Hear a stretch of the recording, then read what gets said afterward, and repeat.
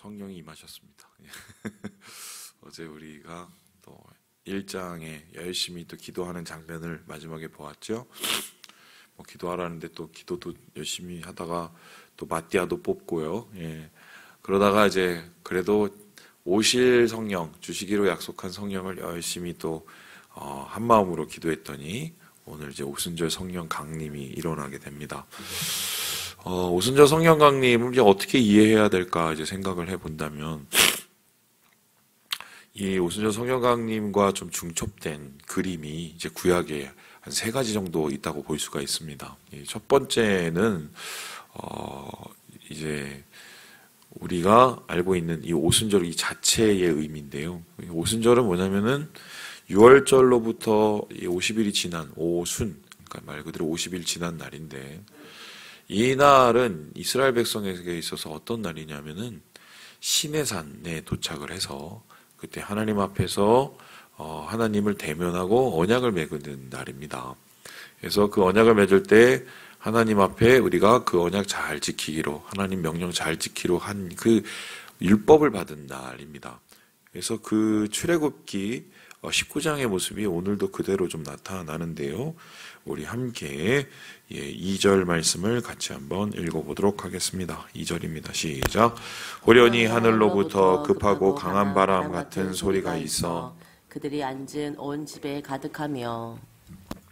하나님의 영이 이제 온 집안에 가득하였다. 같이 모여있는 그곳에 하나님의 영이 임했는데, 마치 이제 시내산에 모였을 때 빽빽한 구름과 하나님의 영광의 거룩이 임하여서 이스라엘 백성들이 그 하나님의 불 앞에 섰던 것처럼 좀 급하고 강한 바람이 있었다고 합니다.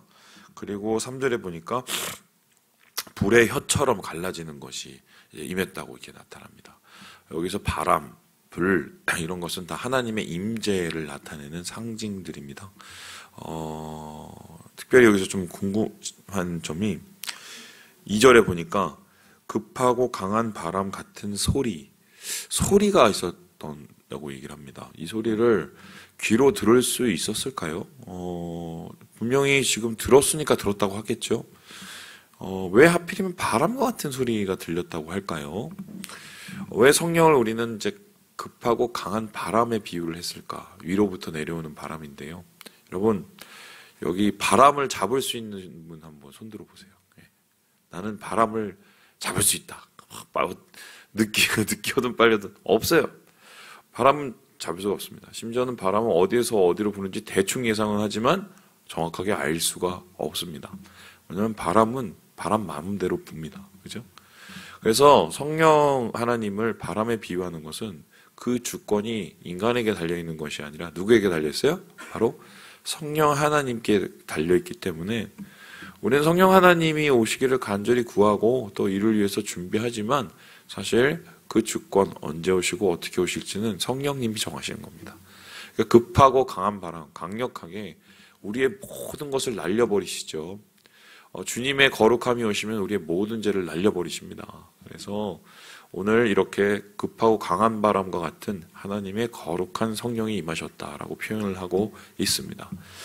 근데 참 요즘에 흥미로운 거는 성령 은사 집회 막 이런 거 보면 뭘 하는지 아십니까? 이런 거 합니다. 근데 이게 얼마나 웃긴 거냐면 급하고 강한 바람 같은 소리, 이거를 사람이 냅니다. 이게 맞아요, 틀려요? 이 사람이 거기서 후 하고 했습니까, 베드로가? 아니죠. 근데 이거를 지금 하면서 성령 받으라고 그러신 분들이 있어요. 이거는 전혀 오순절 성령의 강림하고는 좀 전혀 맞지도 않고 사람이 중심이 되고 사람이 주권이 되는 것인데 이건 좀 문제가 되게 많은 거죠. 그래서 좀 이건 주의하셔야 돼요. 두 번째 보니까 3절에 보니까 불의 혀처럼 갈라졌다라고 얘기합니다. 불, 하나님을 강조하는 거죠. 왜 그렇습니까? 모세가 맨 처음에 시내산에서 하나님을 봤었을 때 뭘 보았습니까? 불타는 떨기나무를 보았죠. 그 떨기나무를 보고 신기하게 쳐다본 이유가 뭐냐면 불은 붙었는데 나무가 타지 않는 거예요. 그러면 나무를 연소하는 게 아니라 그 자체적으로 불이 어떻게 해요? 그냥 타오르는 겁니다. 그래서 하나님을 영원히 꺼지지 않는 불에 상징하는 이유가 뭐냐면 하나님 자체가 에너지시기 때문이고 모든 것의 모든 힘의 모든 능력의 근원이시기 때문이죠.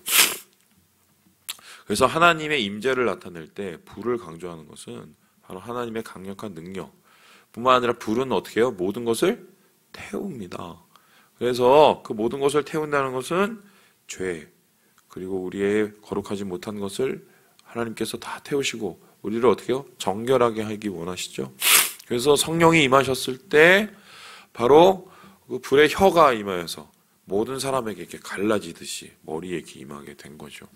자, 그렇다면은 시내산의 그 언약과 이 오순절이 맞닿아 있는 이유가 뭡니까? 물론 이렇게 시내산에도 불이 임했고 여기도 불의 혀가 임했지만 중요한 거는 시내산 언약에 이루어지고 나서 율법 받고 나서 어떤 일이 이루어졌습니까? 이스라엘 교회가 생깁니다. 첫 번째 구약 교회, 구약 공동체가 생기게 되죠. 오늘 오순절 성령이 임하고 나니까 뭐가 생깁니까? 초대 교회가 생깁니다. 그래서 오순절은 교회의 창립일이에요. 교회 창립일. 구약에도 이스라엘 공동체가 교회가 되었고 그리고 신약에도 오순절 성령 공동체가 생기게 된 겁니다. 그래서 성령의 임함은 곧 교회의 탄생이다. 오늘 이 오순절 강림이 바로 그것과 연결되어 있는 것입니다. 두 번째로 여기하고 또 연결된 이제 말씀이 있는데요. 그게 무엇이냐면은 바로 창세기 11장 바벨탑 사건과 관련되어 있습니다. 우리 함께 우리 11절의 말씀을 같이 한번 읽어보도록 하겠습니다. 11절의 말씀입니다. 시작. 그레데인과 아라비아인들이라 우리가 다 우리의 각 언어로 하나님의 큰 일을 말함을 듣는도다 하고 지금 이제 오순절이라 이스라엘 백성에게 3대 절기에 해당이 됩니다. 이달에는 3번은 꼭 와야 된다. 성전에서 예배드리고 하나님께 영광을 드려야 된다. 이 3대 절기. 이 3대 절기라 예루살렘에는 많은 그 유대인 교포들이 왔는데 그 유대인 교포들 중에서는 유대말을 잘 못하는 진짜 이 반은 외국인 사람들이 이제 많이 오게 되죠. 그래서 여기 보니까 바데인이라고 하면은 페르시아인 얘기하고 메데인, 우리 구절에 보니까요. 뭐 여기 메디아를 뜻하고 엘람, 메소포타미아 이 다 저쪽 지금 이란, 이라크 뭐 이쪽이고요. 유대 갑바도기아는 지금 터키를 뜻하죠. 구절에 보니까 본도아시아. 그리고 10절에 보니까 부르기아, 밤빌리아, 그다음에 애굽, 구레네 이쪽은 이제 북아프리카를 뜻합니다. 리비아겠죠. 그러니까 여기에서 오는 수많은 이제 로마까지 나그네들이 있었다. 이 사람들 이제 이방인이라기보다 거기에 사는 교포들, 유대인 교포들이 하나님의 날, 그러니까 명절, 이 절기에 주님께 예배하기 위해서 모인 신실한 사람들이겠죠. 그러니까 여기까지 온 거죠. 그런데 말을 잘 못한단 말입니다. 그때 어떤 일을 하냐? 이 제자들이 불의 혀가 임해서 그들의 혀가 풀려요. 그들의 혀가 풀리고 어떤 일이 납니까? 그들이 갑자기 방언을 하기 시작을 합니다. 여기서 중요한 포인트가 있는데 최초의 방언은 기도가 아니었습니다. 우리가 지금 이제 그 방언으로 기도를 한다고 얘기를 하지 않습니까? 근데 최초의 방언은 이 기도가 아니라 말씀이었어요. 말씀. 왜냐면은 이 제자들이 120분도죠. 방언을 받고 나서 입이 터지고 말씀을 전하기 시작한 겁니다. 그럼 그 말씀이 어떤 말씀이었을까 한번 생각을 해본다면 14절에 이렇게 보면은 베드로의 설교가 나오는데 뭐냐면 유대인들과 예루살렘의 모든 사람들아 이 일에 너희로 알게 할지니 내 말에 귀를 기울이라 라긴 하면서 이 13절 보니까 예수 그리스도에 대해서 증거를 합니다. 그러니까 복음이죠. 예수님이 어떤 분인가, 그리고 예수님이 왜 죽으셨는가, 그리고 예수님이 죽음에서 살아나셨는가 아닌가 이 얘기를 이제 하게 됩니다. 그러면은 이제 제자들이 입이 터져서 방언을 하고 처음으로 한 말씀은 바로 예수님에 대한 복음이었어요.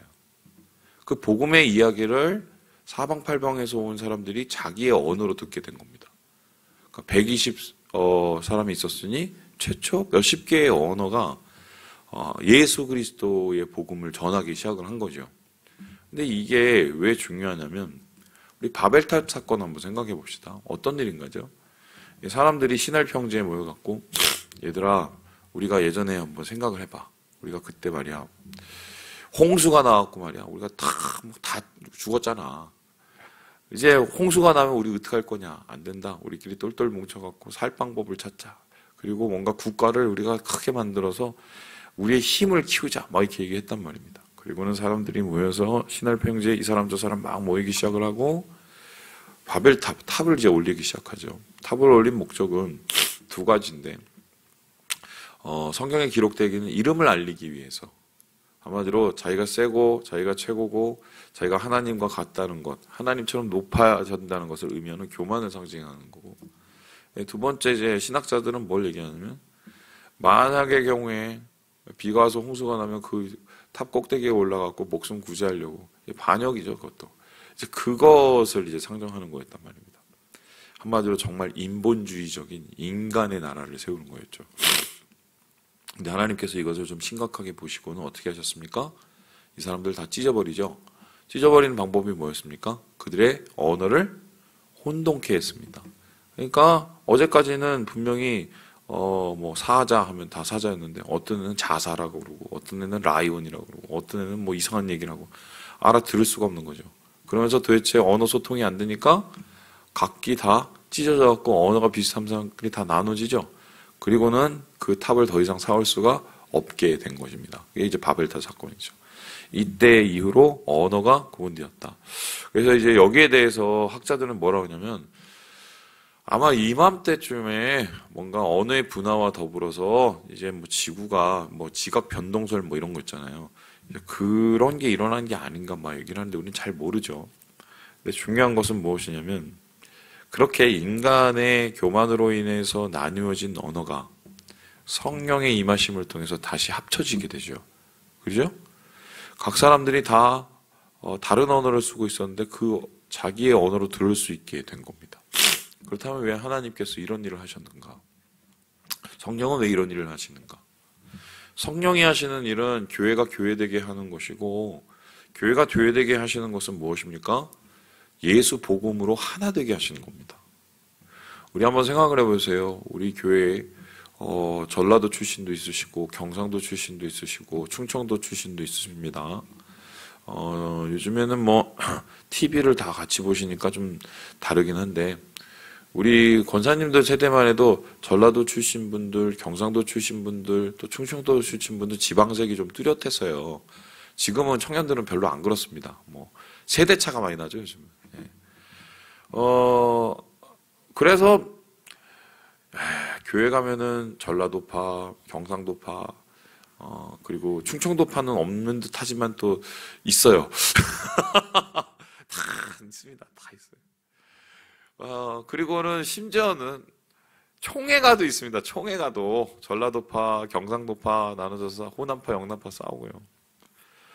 제가 있었던 총신대에도 영남파, 호남파가 있어서 또 피 터지게 싸워요. 잘 생각해 보면은 공통점이 있습니다. 뭔지 아세요? 성령 충만하지가 않아요. 성령이 충만하면 어떤 지방색과 어떤 문화가 다르건 간에 예수 복음이 중심이 되고 지금 뭐 입이 터졌잖아요. 예수만 정원하잖아요. 예수로 중심이 되면은 사람들이 어떠한 다름도 극복하게 되는 겁니다. 성령이 하시는 일이 둘이 하나로 만드시는 거죠. 그것은 충만한 가운데 우리의 언어를 뛰어넘는 천국의 언어를 우리에게 가르치시기 때문이죠. 그게 바로 방언입니다. 그래서 오늘 이 말씀은 바벨탑 사건에서 나뉘어졌던 인간의 교만으로 나뉘어졌던 그런 구음, 그러니까 언어들이 예수 복음으로 하나가 되어서 교회의 연합과 교회의 탄생을 나타내는 그러한 놀라운 이제 일이 벌어지게 되었다. 이게 이제 두 번째의 그림입니다. 이제 마지막 그림은 무엇입니까?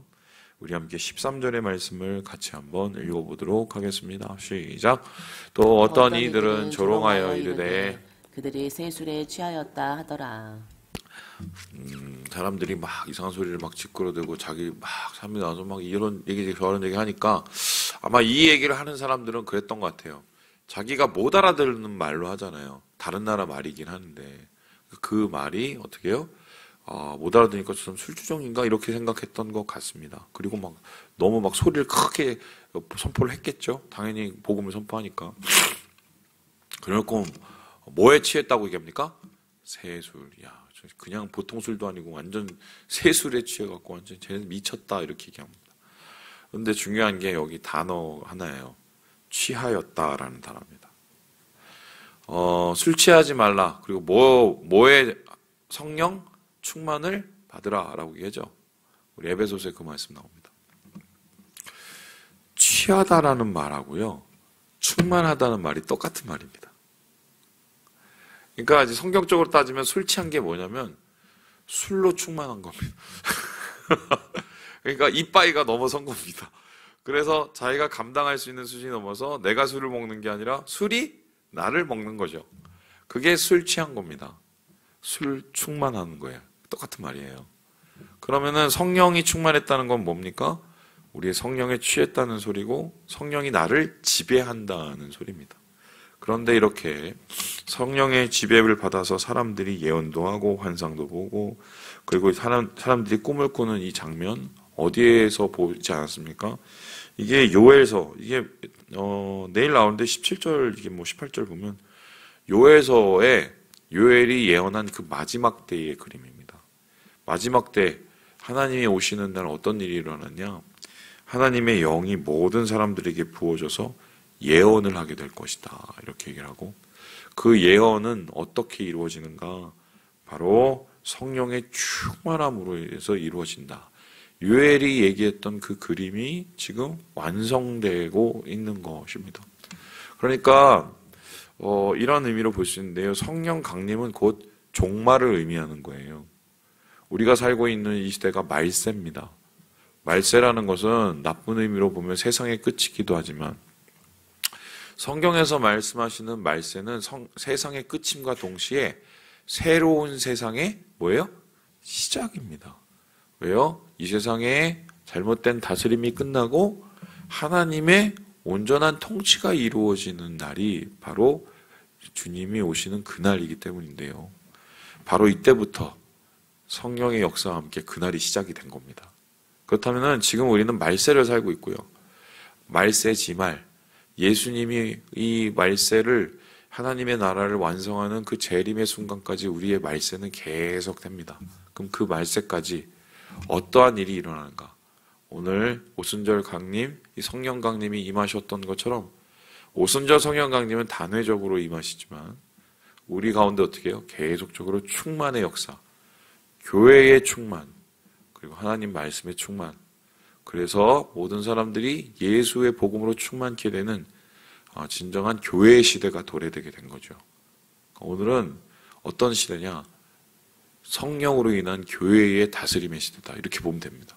교회가 세상을 변화시키고 세상을 복음으로 살리는 이 시대가 바로 오늘 우리가 살고 있는 시대다. 이렇게 보면 되겠습니다. 자, 그러면 오늘 말씀을 통해서 우리가 깨닫게 되는 것은 무엇입니까? 오늘 우리가 다시 이 오순절 성령 강림의 이 성령의 오는 그날을 경험할 수는 없습니다. 이날 이후로 이 성령님은 여러 가지 방식으로 우리에게 임하기 때문인데 중요한 거 하나는 교회는 무엇보다 성령 충만해야 됩니다. 그러니까 교회의 심각함은 재정이 빵꾸나가 나는 게 아니라 교회의 심각함은 뭐 예를 들어서 지금 교인이 주는 것도 아니에요. 이 당시에 교인이 몇 명이나 됐겠어요, 여러분. 또 교회의 문제는 무슨 세상 사람들이 교회를 박해하는 것도 아니었습니다. 이때 사람들이 당한 박해에 비하면 우리는 진짜 아무것도 아닙니다. 그죠?